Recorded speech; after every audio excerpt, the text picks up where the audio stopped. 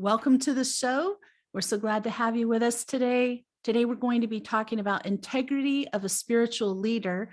I want to first introduce us. We have Rozlyn Reynolds, myself, Ivory LaNoue, and Terri Ann Russell, who'll be popping in shortly. I want to say a quick hello to our fans in Canada. Thank you for tuning in. We really appreciate you following the show, listening, and we'd love to hear from you if you have topics you'd like us to cover. So let's talk a little bit about this.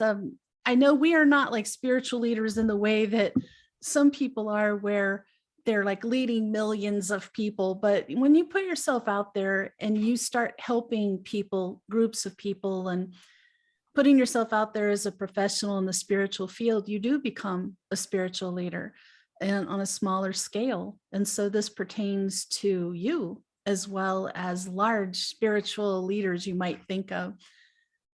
Spiritual leadership, a little bit different from that, from typical leadership. It's characterized by a defense of integrity, goodness, teamwork, knowing, wholeness, and interconnectedness. So often in just in general business world, those are qualities you're going to find in some people, some qualities in some people, but in the spiritual field, you would expect to have that, all those qualities in every person.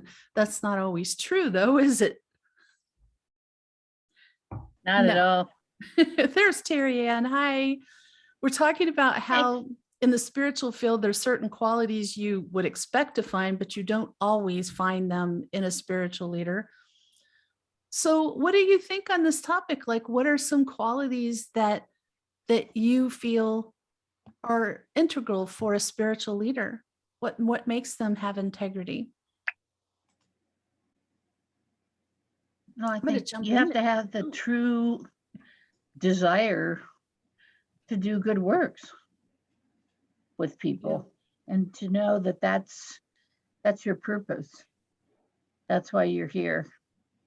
And it's, it's not about you deciding that, you're the be all know all. And that really, I find that really fascinating, because I do find that a lot of the people that consider themselves to be spiritual leaders, they feel like they are divinely guided. I think we all realize we're divinely guided in one format or another, but we're not necessarily trying to, make ourselves look bigger, impressive, or powerful. Go ahead, Terri Ann. I was just going to add on to that, saying that, I believe that you're always learning and growing. So even as a psychic or a medium or a spiritual person, we may get to a certain extent. We don't know it all. There's things that we're learning as we go as well, especially when you're just starting out. But I think that integrity has to be within you. I mean, we all know we've met people that don't have integrity and that are in the business. And I think when people are looking for that, I like meeting people beforehand before I'm going to work with somebody. I think that's something really good that you can do, maybe like a 10 or 15-minute call just to check in and see if you're a good fit. It's a good idea. And I agree with everything you're saying. And Roz, when you were bringing up like having that passion, like you're led, like you have a mission, I think that's a key point of it, is that the most important thing is following your mission and staying focused on that, not money, not fame, but staying focused on the work that you've been led to do. And that's I think where some people go astray. I think they get they're going down the path, they're doing really good, and then all of a sudden they veer off into ego. So that's one of the hardest things for anybody, even a spiritual leader and anybody else, is staying at a place where you're avoiding ego. Go ahead, Roz. Well, and, taking it kind of a step further, a part of that ego is if you allow yourself to get into the mode where you have to be right. Now, when you're especially doing intuitive and psychic readings for people, you have to have a level of accuracy to be able to perform that work. But at the same time, you can't need to fluff your ego and be right all the time. And sometimes, either you're not receiving the information for some reason, or you're not able to tell people what they want to hear. And that becomes a real kind of like dividing line, I think, in holding your integrity, because sometimes you just have to be honest with people and say, for some reason, I'm not receiving this information for you. It's not being sent to me. And I can't, tell people what they want to hear just because that's what they want to hear. And so that becomes a little controversial, I think, with people. I agree wholeheartedly, Roz. I mean, I think honesty is a real key point here because on several different levels, let's take it back to when someone's seeking to see you as a client. Sometimes they reach out to me and they might say things like, here's what's going on in my life. What do you think I need? And usually I can say, oh, you need spiritual counseling or psychic reading, or get to know your angels. Hey, we have a visitor today, Terri Ann's cat's tail. But the other thing is sometimes I hear, or I just know I can't help this person. And so we have to be honest and say, I don't think I'm the right person for you. And if I know who is, if it's Roz or Terri Ann, I'm going to send them there. If it's a friend of mine out in the community, I'm going to send them there. But if I don't have that knowledge or expertise, or I just feel like I can't help this person, like energetically, I can't help them. Well, that's when you just have to be honest. And sometimes it's just saying that's not my field of expertise. And that's come up multiple times. I don't want to be an expert in everything. It's impossible to be an expert in everything, even in a field of spirituality. You can learn a lot, but that also fits in with what you're saying, the whole ego thing of sometimes people feel like they have to know it all. Or here's the thing, Roz, when you were talking, it made me really think about this. I think a lot of times spiritual leaders are afraid if they don't appear to be all knowing or spiritually superior, that people won't respect them, that people won't want to follow them, but it kind of makes them seem egotistical or not human, hard to relate to, because who amongst us is perfect? Who amongst us knows everything? Really? Not me. So true. The more I learn, the more I don't know. What about wholeness? Just like trying to be an all-around good person. I think that comes through when you speak to people with your authenticity. When you speak from your heart, I think people are more apt to be open to you, don't you? Oh, absolutely. And people. I feel like we're always we're afraid to be vulnerable. And so that puts this mask on, or it puts this wall around us, and that can come off to people as not being caring, being somebody that you're not. I feel like people can really, especially the way the world is now, everybody's really open to being intuitive. A lot of people are. So I feel like they can see right through that too. So if you're authentic and you're okay with being vulnerable and speaking from your heart too, I think people will see that. Apparently we don't have a problem with that at Sedona Soul Sisters. People are always telling us, you guys talk about topics I don't hear anywhere else. Well, it's because we're talking a lot about things that clients are coming to us and talking about at the time. And then we know that's a topic that needs to be addressed. And so, yeah, I do think there's a lot to say about that, Terri Ann, and just, being yourself, not putting on a persona, not pretending to be something you're not, but just being yourself, and people know that. What's the word people tell us, Roz? Oh yeah, you're very down home, or you're homey. Down to earth. Down to earth is, I prefer that.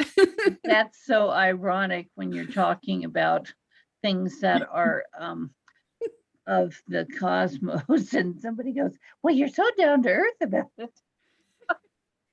Pretty funny. When people say you're so folksy about us, well, I always think, oh, that makes me think like we're going to have a hoedown in the lobby or something. But no, it is that we just are being ourselves. But it's not about us. This is about, thinking about yourself, just kind of reflecting on yourself. If you are a spiritual leader, if you're seeking to be one, these are things to think about before you even get started. And I think it's a self-evaluation tool on a regular basis. Am I exhibiting these? Am I living these qualities in my life? Good point. And, also, I was just going to say, going back when you're starting out in a spiritual business, there's like no handbook, but there's plenty of people out there that will tell you fake it till you make it. I had a mentor that did that, and I was like, oh, that just doesn't resonate with me at all. But, even like I met some people recently and they wanted me to do like an elevator pitch. And I'm like, that doesn't work for me. It's like, I just can't see myself, I'm sure it works for some people in their business, but I don't feel like that would work for me. If that makes sense. Yeah. And you have to know, you have to be honest. Just because something works for one spiritual leader doesn't mean it works for the other or everybody.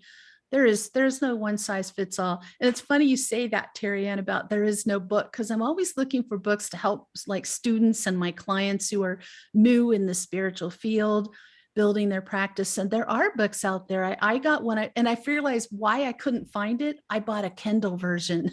I hardly ever do. I love books, but there's a Kindle version of this book about ethics for a reader, like a psychic reader. And so there are some other books out there on ethics for readings, ethics for spirituality, which I think is a great primer before you go into the business. Or like I said, if you've already started your practice, you're already a spiritual leader, but maybe things move so quickly that you never had time to really evaluate what you want to project and what's going to be important, or it got bigger than you expected it to. That happens a lot. Then the needs are different, aren't they? You thought you were going to be, this is kind of like Roz. Roz thought she was going to be working from her home quietly, anonymously, doing readings, word of mouth. And now we've got her all over the web. She's been on a TV show. So she's really been pushed out of her comfort zone. And it really turns into something quite different, doesn't it? It does. And, I always envisioned myself living in some quiet little place. And yeah, just word of mouth and having a bunch of cats and dogs, and just being totally incognito. And that just blew to the wind. And that was really hard for me, because I really do have a tendency to like to be kind of invisible. So that makes it tough.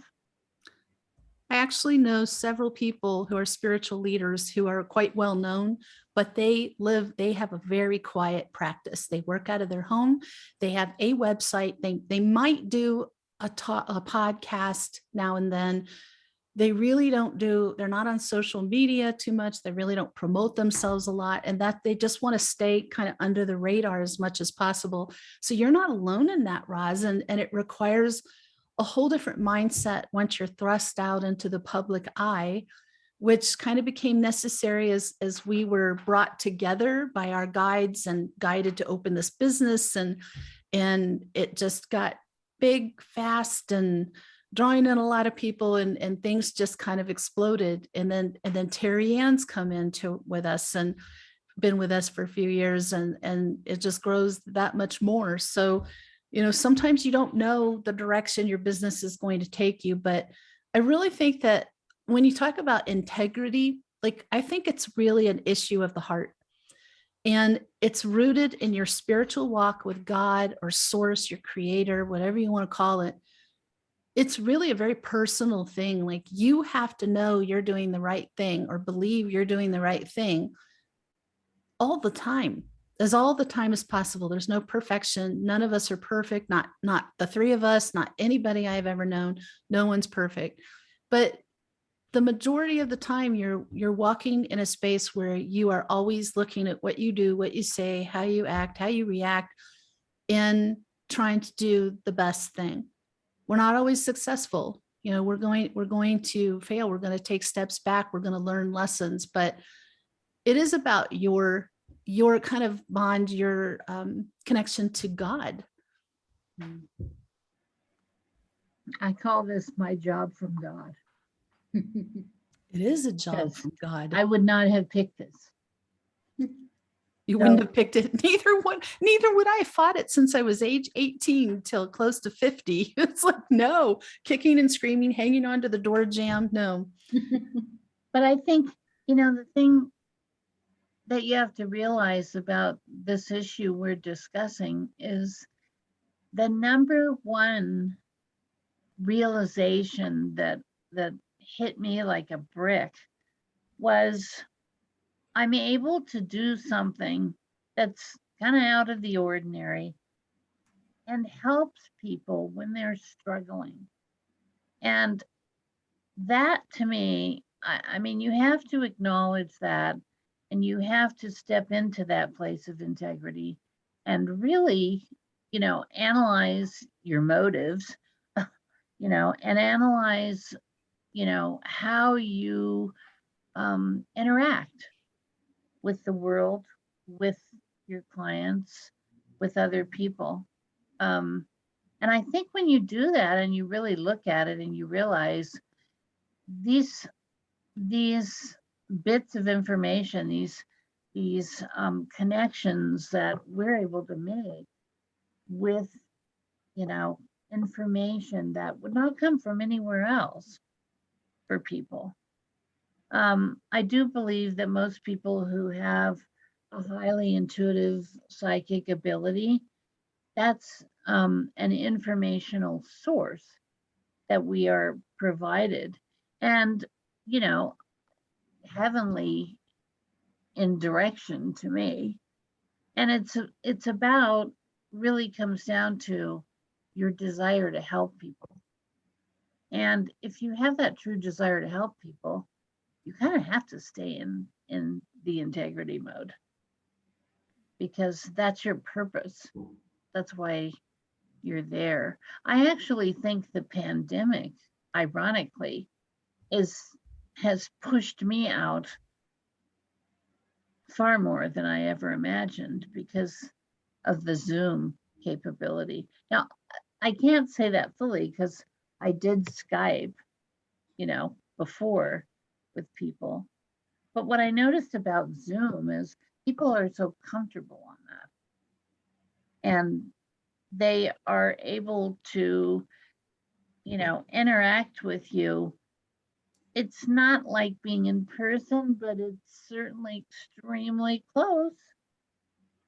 And, that offers people from all over the ability to access your skills. And I think having the integrity and the focus of realizing that, you have to use the tools to be able to help as many people as you can. So are you saying part of the integrity is get over yourself if you're uncomfortable with technology? Yeah. A willingness to grow. Let's put it that way. Yeah. I mean, it's ironic, but I can, I've said this to you many times, and I can think of many times when I've said, I don't want to learn anything new. I just want to do what I do. Well, how can you be that selfish? You really The can't. world keeps changing, doesn't it? Yes, it does. So you're kind of pushed into what you need to be doing. I listened to something on a podcast the other day, and it's a Generation Xer going, we have experienced more change in our lifetime than any other generation. And I'm like, how do you figure that? I think all of us have. I think it's just kind of mind-boggling to think about where we've come in the last 50, 60 years.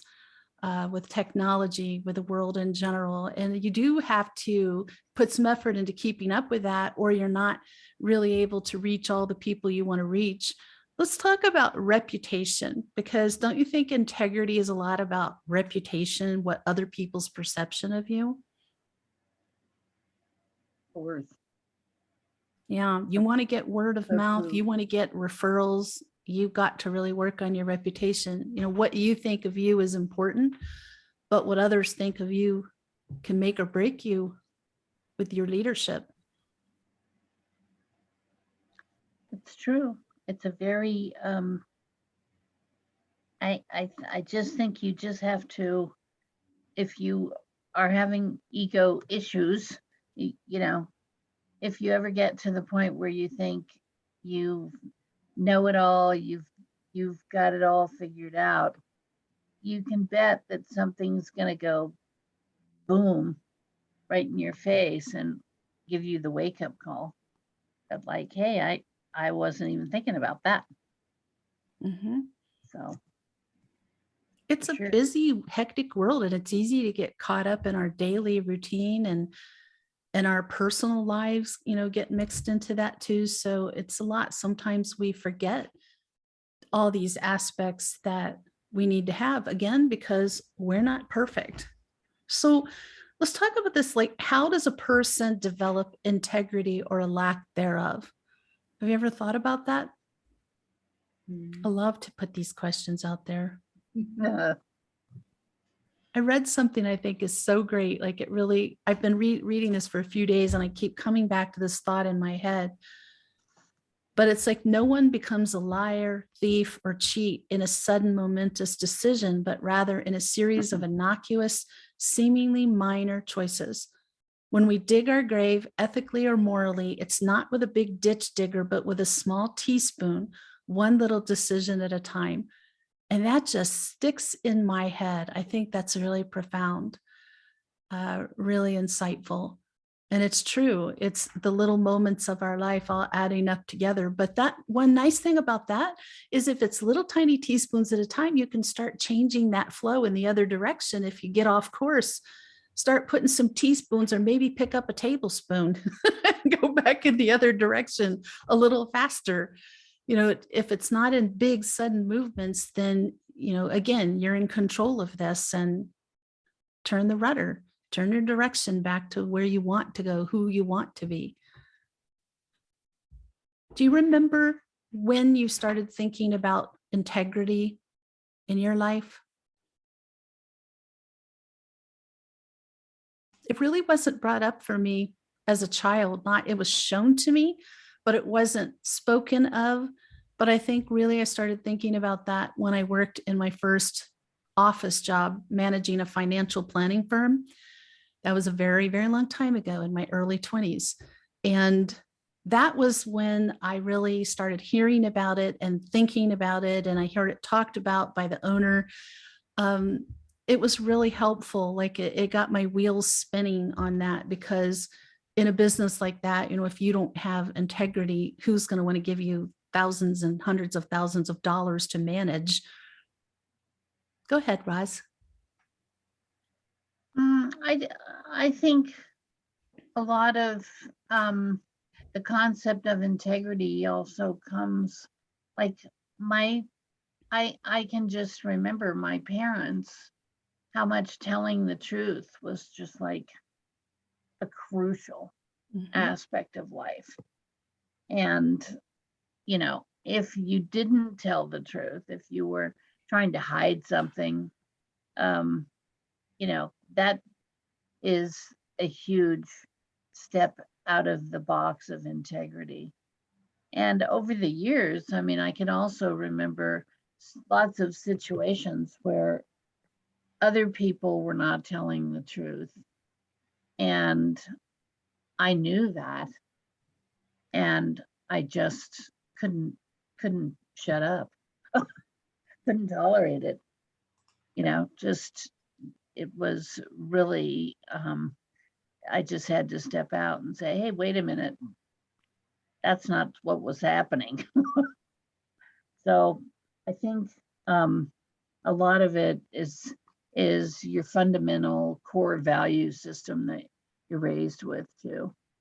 And think about the time that we I know I'm a lot older than you guys, but think about the times that we grew up in. At that time, you know, integrity was a big deal. So I think we've had a huge shift in that. The worship of money and the acquisition of things has certainly shifted that as prioritizing being in integrity. It's true. You know, and thinking about that, Roz, absolutely. I mean, that's what I'm saying. Like my parents like modeled that, and we certainly got in trouble if we were lying. And it must have made a big impression because something you said made me think of this, Roz, like later in life, I can remember times when I'm the one in jobs who was like going in and reporting a situation that's just not right. It's not ethical. And sometimes it got me in trouble because they didn't want to hear it. They didn't want to deal with it. But I can't stop myself. You know, if I see something like that, that's just really, really seriously wrong, stepping outside of integrity in a big way, I'm going to say something. So good job, Mom and Dad. They must have instilled that really well. I don't know, Terri Ann, what about you? Can you remember like an early time where it just sort of struck you? I would probably say about the same time going into first jobs and interacting with more people, because when you're a child and you're living under your parents' roof, you really kind of just follow their rules, right? What you're taught. And unfortunately, not everybody's taught that way. So when you do go into the real world, what I call it, sometimes it is a slap in the face to you because you don't realize that people are like that. And I think for me, I didn't realize that there are people that didn't have an integrity until they showed me they didn't have it. So for me, it was a real eye opener to see people like that. I couldn't understand how anybody could live that way. And I never understood, because I'm like you guys. I always felt like if it was really something I really stood for and I really felt like speaking up about it. And I also have gotten in trouble for speaking, using my voice. But I feel like a lot of times there's so many people out there and they're misconstrued of their values. They're not taught. They're just not taught. And so when you come across them and you're like that, it's very difficult. It does. And I know what you're saying about that real world and the shock. Something even happened like since Roz and I opened this business, I had an experience where a person copied my website word for word and made it their own. And I just thought, oh, wow.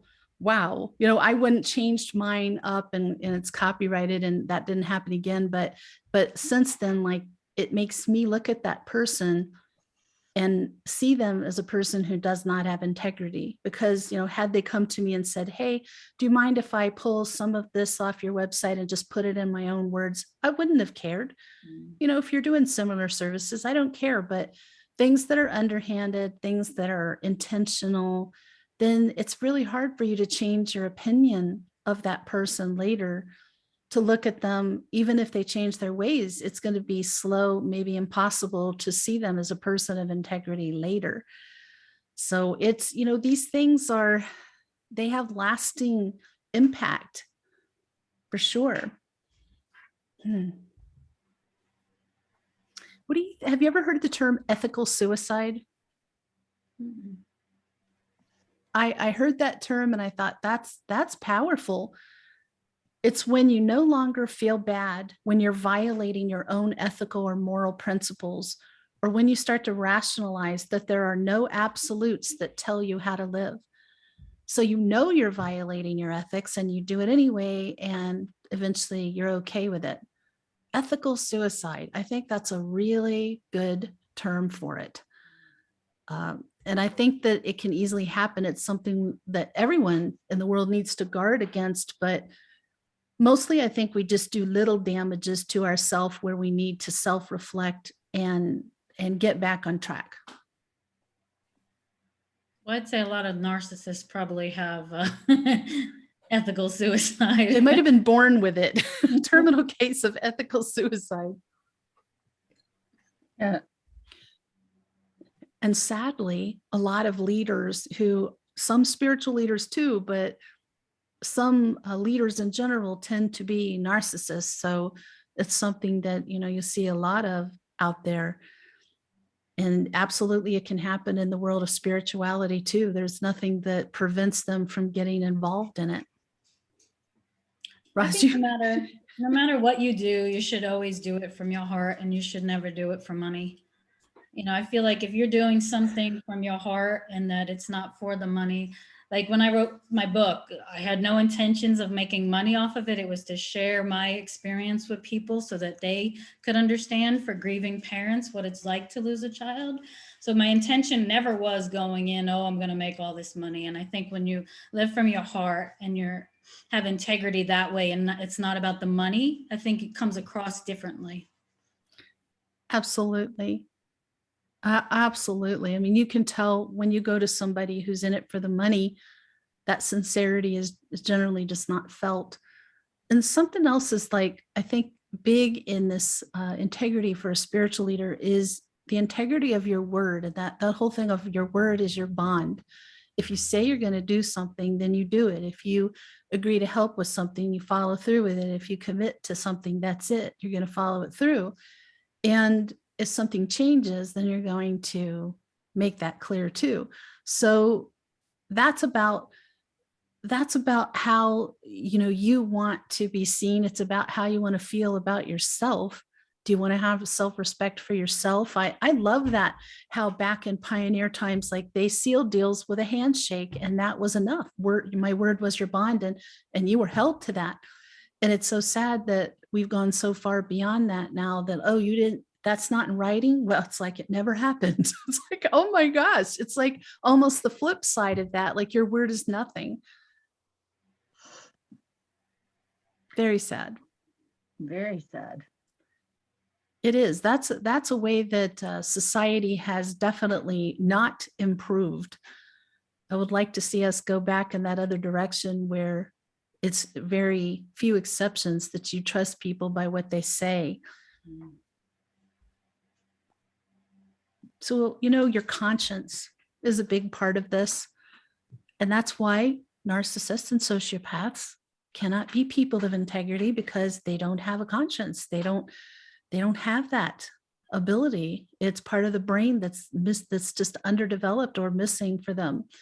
So that's not going to happen in that personality type. But in most of us, we do have a conscience, that little part of us that says, oh, I didn't handle that right, or oh, I could have been kinder, or I could have worded that differently, all those little things that happen through our days. But I don't think that's bad. I think it's just sort of a natural self-correcting. Yeah, self-reflection, going back and looking at it. I think everybody should do that at night, like before bed, reflect on your day. Like, how was it? How could you have done better? Because we're always striving to be better than we were yesterday, right? And I think where we're going, I really do think people are looking for that deep connection again. I really do feel like a lot of people are looking for that, where it was a handshake and it meant something. People are really looking for that. There's such a disconnect now, and people are really looking for that deep connection with other people. And that requires more integrity. Go ahead, Roz. No, I'm sorry. My eyes are just watering. Oh, no, it looked like you had something you wanted to say. She's like, no, my eyes are just watering. Trees are getting me. No. I Oh, goodness. totally feel like, each of us has to do this process of self-examination. And if you're spending your time comparing yourself with everyone else, that's a real, that's just a stairway downhill as far as integrity goes. You have to dig deep within yourself and feel where you are with these issues, and know that that has to be a very high priority in your personal life and your professional life too. So I think, we're at a really interesting turning point in our culture. I really feel like part of this awakening process is people realizing, hey, we're not doing so good here. we have to take a real good look at ourselves and what has resulted from these changes. Because I can certainly remember, around the time of getting out of middle school, high school, college, as the culture started to shift. And it became so important how much money you made and what kind of car you drove. And, you start, instead of measuring yourself with ethical and deep in the heart analysis of how you're living, instead of just looking at everything you can acquire. Big shift. And I feel like we're shifting back. The pendulum starts back. And you hear this when you talk to, younger people. I really notice it. Especially people who have adjusted their priorities and they're no longer in that quote unquote rat race of let's, let me get the Mercedes, let me have the 96-inch TV thing. So That's good what I think time. so great about the tiny home movement, because that's what's really driving it, is people don't want to be tied up with accumulating things, taking care of things, the burden of all those things. To me, it's a great sign. I agree with you on that. The younger Good thing. generation's smart. It's a good thing. So part of the voice of integrity is like how we perform our jobs and live our lives, and people watch that and they believe what they see. And we've talked about this before, like being a spiritual leader is not a job. It's a mission. It's something you live 24/7, every interaction, every choice, every reaction, everything you do is about your spiritual mission. And people are watching, and it can impact your integrity of your profession, something you do in your personal life that's not matching who the image or the person you say you are. It's not easy, is it, ladies? Not at all. And I think no matter what you do, but as a spiritual leader, um, I just think it's so important because we're also different and unique. Like integrity is such a broad subject, right? We're also different and unique. We all have our own truths. So I really feel like, you really have to go, like what you guys said, with what you're being told, what you're being guided. That's all you can do. I mean, at the end of the day, that's all you can do is say that I went with my guidance and that's where it took me. Because you know that the guidance that comes from your higher self, your angels, your guides, it's never low frequency. Never. And that comes back to what Roz was saying about not comparing yourself to others, because I think that's a trap, because their journey is not your journey. What their guides are telling them to do isn't necessarily what your guides are telling you to do. And the way that you're going to get to where you're going is not their journey. So what they're doing, you might admire them, you might wish you had what they had, whatever it is, but if you try to model your journey with your spiritual leadership on someone else's, then you're getting in your own way. You are actually not listening to your guidance. You're trying to, again, you're headed for a dark night of the soul, honestly, if you keep on that path, because I'm telling you, like, if you think you know more than God and your guides, you're going to find out pretty quickly that they were trying to take you where you needed to be. And sometimes it doesn't make sense when it's happening. Sometimes it's confusing. We've all heard, I'll never forget some of the messages my angels told me when they told me, now you need to leave mental health field, move across the mountain and start doing this business in Sedona under your name and showing your actual face. And I had a panic attack, because that's like Roz was saying earlier, like your comfort zone, that was not in my comfort zone. I'd been doing readings on the side under a different name, never showing my face. I used a pink rose. That was my picture.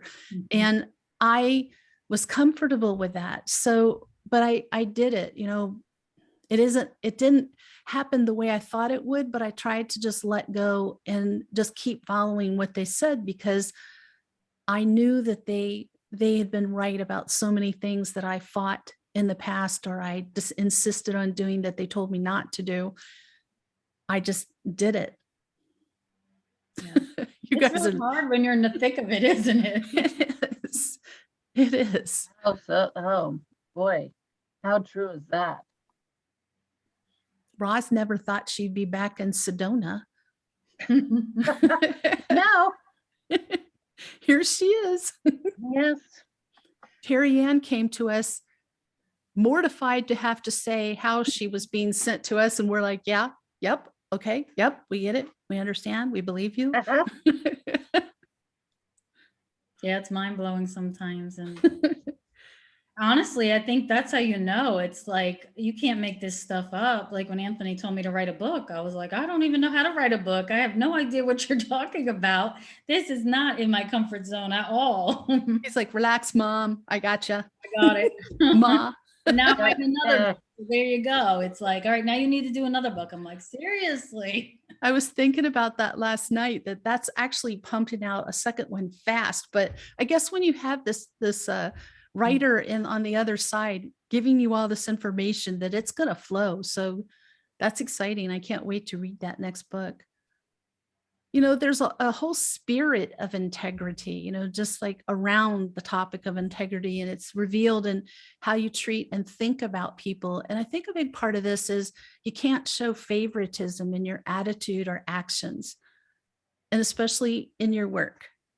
You can have your favorite clients, people you really enjoy seeing, helping, but you've got to treat everybody equally. You've got to be open to what they have to say. You have to not be judgmental. These are just some like fundamentals, I think, to truly helping people. And if you're not out to help people, then spiritual leader is probably not the role for you. Truer words were never spoken. And as we know, a reputation, it takes years to build and it can be destroyed in a moment. So that's why integrity is so important, like really coming to a place where you're solid with who you are, who you want to be, how you want people to perceive you, and then living that. Again, never 100%, because not a one of us is ever going to achieve that. We're just not perfect. We're humans. Part of being human is messing up royally sometimes. I think too, like there's some virtuous integrity leaders who also enjoy a lot of financial success, positional success, but you can't expect every decision and action of a virtuous leader to produce a successful outcome. And those who prioritize success above all else are at risk to compromise their personal standards or their integrity. Those who consistently maintain the high ground are those who embrace virtuous leadership as a worthy goal in and of itself. And it's going to mean that sometimes you get hurt, you get cheated, you get stepped on, you get misled. And it's how do you react to that, though? How do you handle it? How do you react to that? That really says a lot about you as a spiritual leader. We've certainly had our experiences with that at Sedona Soul Sisters, and it has been challenging, really challenging at times. But are you going to take the high road? Do you think that your work and helping people is the most important thing? Or again, like I think Ross said this earlier, that whole thing of I need to be right. There's no awards for being right. There's no awards at all for being right. Unless you're on a game show, then yes, you could win some money. But in life, as a spiritual leader, sometimes it's better to just let go and not put your time and energy into something and chalk it up to experience and really think about, what did I learn out of that? What were the warning signs early on? How could I have handled that differently? Because that's what you're really going to get out of it as a positive thing. And that, I think, in a person of integrity is going to take that road the majority of the time. Sometimes you do need to take legal action. It depends on what happened, but most of the time it's really about reevaluating how the whole situation unfolded, being wiser for the next time, Absolutely. hopefully. Hopefully. I was going to wrap this up. Integrity flows out of that deep personal walk with God and a deep commitment to live out the life that He has given you. The angels guide you to minute by minute, day by day. And it's both a character trait and a practical discipline. And all of our talents, success, and skills amount to nothing without personal integrity. So, some things to think about as you're moving forward with your day. Join us next Friday. Our topic is the blame game. That's going to be an interesting one. In the meantime, have a very enlightening week.